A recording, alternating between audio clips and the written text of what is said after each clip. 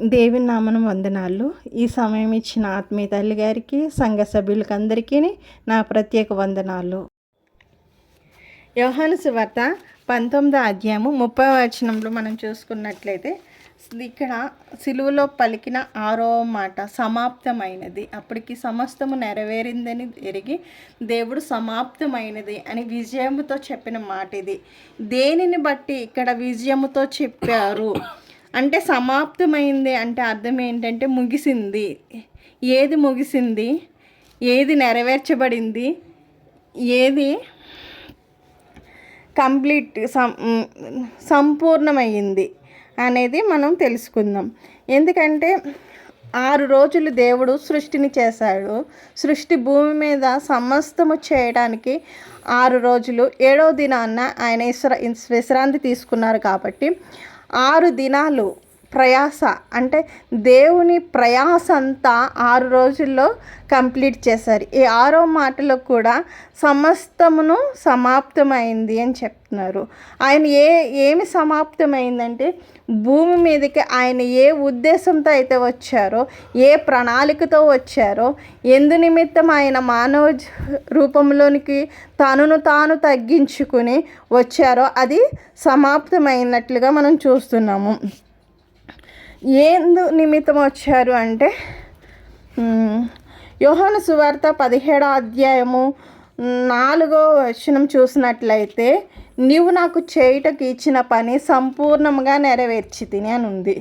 దేవుడు ఏ పని నిమిత్తమైతే తండ్రి అయిన దేవుడు ఏ పని అయితే ఇచ్చారో అది సంపూర్ణంగా నెరవేర్చాను. ఏదిలో సంపూర్ణంగా అంటే కొంచెం మిగిల్చేసామంటే అది సంపూర్ణంగా నెరవేర్చి సమాప్తమైనట్టు కాదు. ఒక పని మనకి ఎవరన్నా ఒక బాధ్యతను మనకు అప్పచెప్పించినప్పుడు లేదా ఒక వర్క్ కానీ ఏదైనా ఒక విషయాన్ని మనకి ఇచ్చినప్పుడు అది మనం సగం చేసి ఇంకా నేను చేయలేకపోతున్నాను అని ఆపేస్తే అది సంపూర్ణం చేసినట్లు కాదు.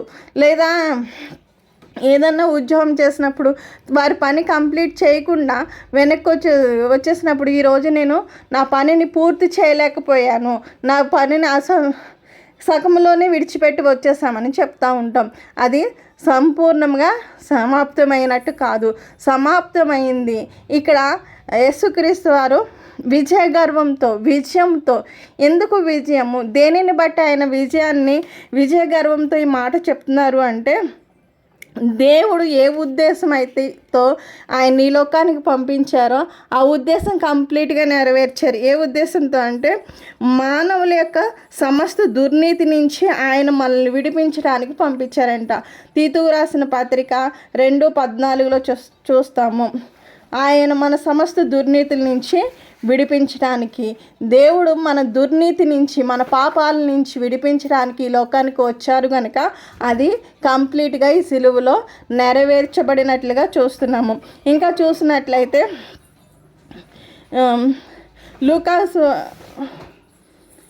లూకా సువార్త 22:42లోనూ ఆయన గెత్సెమనే తోటలో ప్రార్థన చేశారు. తండ్రి ఈ నీ చిత్తం అయితే ఈ గిన్నె నా యొద్ద నుండి తొలగించుము అని. ఏందైతే ఆ గిన్నె తొలగించి అయినను నీ చిత్తము మాత్రమే జరుగునుగాక అని ఆయన ప్రార్థన చేశారు. ప్రభువా నీ చిత్తమైతే తొలగించమని అడిగాను, కానీ నీ చిత్త ప్రకారంగా ఆ గిన్నెలో ఉన్న సమస్తము నేను తాగేశాను, ఆ గిన్నెలో ఉన్న శ్రమ అంతా నేను అనుభవించేశాను అనేసి ఆయన నేను ముగించేశాను. ఏ శ్రమ అనుభవించడానికి నువ్వు నన్ను ఈ లోకానికి పంపించావో ఆ శ్రమ యావత్తు నేను అనుభవించాను. ఆ శ్రమ అంతయు ఆ బాధనంతయు కూడా నేను అనుభవించాను అని చెప్తున్నారు. ఇంకా లేఖనము నెరవేరబడినట్లు దేవుడు ఏది కూడా తెలియకుండా జరగలేదు. ఆయనకు సిలువ మరణం గురించి ముందే తెలుసు. మాను మీద వేలాడువాడు శాపగ్రస్తుడు అని రాయబడింది. ఎవరైతే మాను మీద వేలాడతారో వాళ్ళు శాపగ్రస్తులు.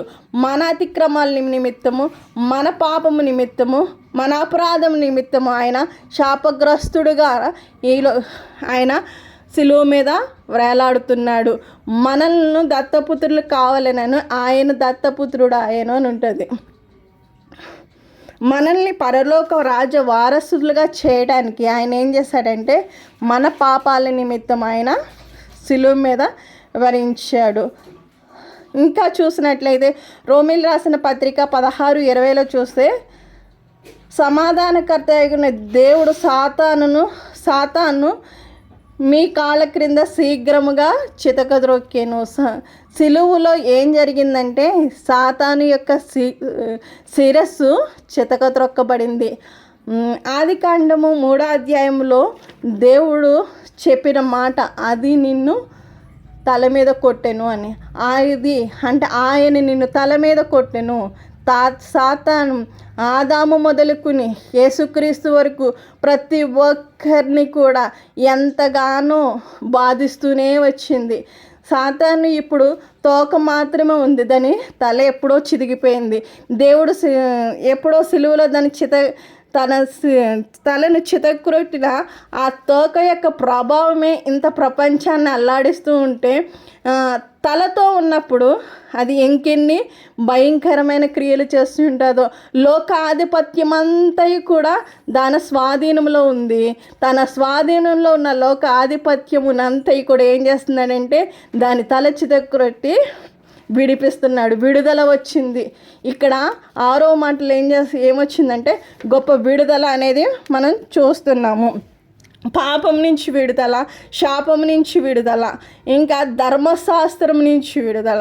10 ఆజ్ఞలు ఏం చేశారు ఇక్కడ చూసినట్లయితే, నేను ధర్మశాస్త్రమును కొట్టివేయడానికి రాలేదు కానీ దానిని నెరవేర్చడానికే ఈ లోకానికి వచ్చానని చెప్తున్నారు. ఆయన ధర్మశాస్త్ర ప్రకారంగా జీవించి మనల్ని ఏం చేస్తారంటే విమోచించారు. మనకు 2 ఆజ్ఞలు ఇచ్చారు. మీరు 10 ఆజ్ఞలు కాదు, ఇప్పుడు నేను 2 ఆజ్ఞలు ఇస్తున్నాను. ఆ 2 ఆజ్ఞలు తప్పకుండా మీరు పాటించాలని మనకి ఇచ్చారు. అది ఏంటంటే, నిన్ను వలె నీ పొరుగు వారిని ప్రేమించవలెను, నీ దేవుడైన నీ పూర్ణ మనసుతోనూ నీ పూర్ణ ఆత్మతోనూ నీ దేవుడైన యెహోవాను సేవించవలెను అనేది 2 ఆజ్ఞలు ఆయన చేశారు. ఆయన మనం పొందవలసిన శ్రమ అంతా కూడా ఆయన పొందేసి ఉన్నారు. ఇంకా చూసినట్లయితే ఇక్కడ ఆయన గురువారం ఇంచుమించు నైట్ 12 గంటలకి ఆయన పట్టుకుంటే 3 గంటలకి వరకు ఆయన్ని 3 గంటలకి తెల్లవారుజామున 3 గంటలకి తీసుకెళ్లారు. 3 గంటల నుంచి 6 గంటల వరకు ఒక చోట, 6 గంటల నుంచి 9 గంటలకి తీసుకొచ్చి సిలువ వేశారు. 3 దగ్గరికి తీసుకువెళ్ళారు వారిని. అన్న, కైఫై, అలా 3 దగ్గరికి తిప్పుకుంటూ వచ్చారు. 9 గంటలకి ఆయన్ని సిలువ వేశారు. 9 గంటల నుంచి మనం మధ్యాహ్నం 12 గంటలకి వరకు చూస్తే 12 గంటల నుంచి 3 గంటల వరకు కటిక చీకటి భూమి మీద అంధకారం అనేది కమ్మేసింది. ఈ అంధకారంలో దేవుడు అంధకార శక్తులతో పోరాడినట్లుగా మనం చూస్తున్నాము. 12 గంటల నుంచి 3 గంటల వరకు, 3 గంటలకి దేవుడు గొప్ప విడుదల, అంటే సమస్త విధమైన అంధకార శక్తుల నుంచి మనల్ని ఏం చేశాడంటే విడుదలను దయచేశాడు. ఇక్కడ అన్ని దేవుడు ఏ ఉద్దేశంతో అయితే వచ్చారో ఆ ఉద్దేశం కంప్లీట్గా సమాప్తం అనేది చేశారు. ఏ ఉద్దేశంతో వచ్చారంటే యోహాను సువార్త 17:4 చూసినట్లు, చేయుటకు నీవు నాకు ఇచ్చిన పని నేను సంపూర్ణంగా నెరవేర్చి తిని. తండ్రి ఇచ్చిన పని, భూమి మీద తండ్రి ఏ పని అయితే ఇచ్చారో ఆ పనిని సంపూర్ణంగా నెరవేర్చినట్లు మనం చూస్తున్నాము. రక్తాన్ని చిందించడానికి, పాప క్షమాపణ నిమిత్తం రక్తాన్ని చిందించడానికి ఆయన ఈ లోకానికి వచ్చారు కనుక, ఆ రక్తాన్ని ఆయన చిందించారు కనుక నేను సమాప్తం చేశానని చెప్తున్నారు. హెబ్రీలు రాసిన పత్రిక 9:22 మనం చూస్తున్నాము. ఆయన దుర్నీతి నుంచి మనల్ని విడిపించడానికి వచ్చారు కనుక, ఆయన నేను దుర్నీతి నుంచి విడిపించానని చెప్పారు కనుక మనల్ని ఆయన దుర్నీతి నుంచి విడిపించి ఆయన ఆ పనిని సమాప్తం చేశారు. శ్రమలనే గిన్నె ఆయన తాగి శ్రమలన్నీ అనుభవించి ఆయన గిన్నెలోనూ ఉన్నదంత సమస్తమును తాగి ఆ పనిని కంప్లీట్ చేశారు. అలాగే లూకాసు వార్త మనం చూసినట్లయితే 19:10 చూసిందని, నశించిన దానిని వెతికి రక్షించడానికి మనుష్య కుమారుడు ఈ లోకానికి వచ్చానని ఉంటుంది. ఆయన నశించే ఆత్మలను ఎప్పటి నుంచి నశించిన కాలం వారిని అంటే భూత వర్తమాన భవిష్యత్ కాలంలో నశించుచున్న వారందరినీ వెతికి రక్షించడానికి మనిషి కుమారుడు ఈ లోకానికి వచ్చాడు కనుక మన నశించిన దాన్ని వెతికి రక్షించడానికి నేను ఈ లోకానికి వచ్చా అన్నారు కనుక ఆ పనిని ఆయన కంప్లీట్గా చేసి ఇది నేను సమాప్తం చేశానని చెప్తున్నారు. సాతాను తలను చెత్తగా ద్రొక్కినందుకు ఆ పనిని కంప్లీట్ చేశానని చెప్తున్నారు. అలాగే ఆయన తరువాత ఎవరైనా సరే ఈ మాటకు సమాప్తమైందని భూమి మీద చెప్పిన వాళ్ళు ఎవరైనా ఉన్నారు అంటే మనం చూసినట్లయితే అపోస్తుడైన పౌలు మాత్రం కనిపిస్తున్నారు. తిమోతి రాసిన 2వ పత్రిక 4:6-9 వచనాలు చూసినట్లయితే నేను మంచి పోరాటము పోరాడి తిని నా పరుగు కడముట్టించి తిని విశ్వాసమును కాపాడుకుంటుని ఇక మీదట నాకు నీతి కిరీటము ఉంచబడినదని చెప్తున్నారు.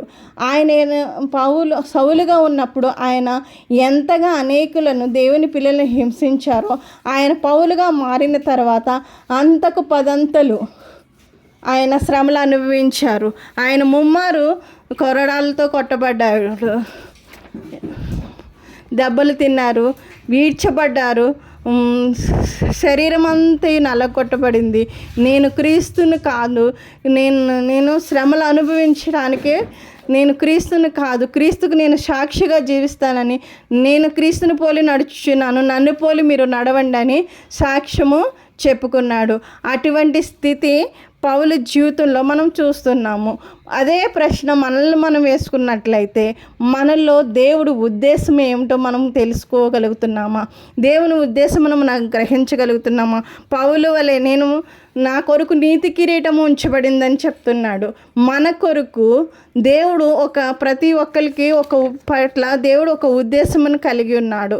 కానీ మన పట్ల ఆయన ఉద్దేశం ఏమిటో మనం తెలుసుకోగలిగితే మన పట్ల ఆయన ప్రణాళిక తెలుసుకుని మనం నడచగలిగితే మనకు ఉంచబడిన కిరీటాన్ని మనము పొందుకోగలుగుతాము. మనం కూడా సమాప్తమైంది దేవా, నీవు నాకు ఇచ్చిన పని నేను కంప్లీట్గా నెరవేర్చానని చెప్పగలిగే స్థితి మనకు దేవుడు అనుగ్రహించాలి. ఇటు కృప దేవుడు మనందరి జీవితంలో అనుగ్రహించునుగాక. ఆమేన్.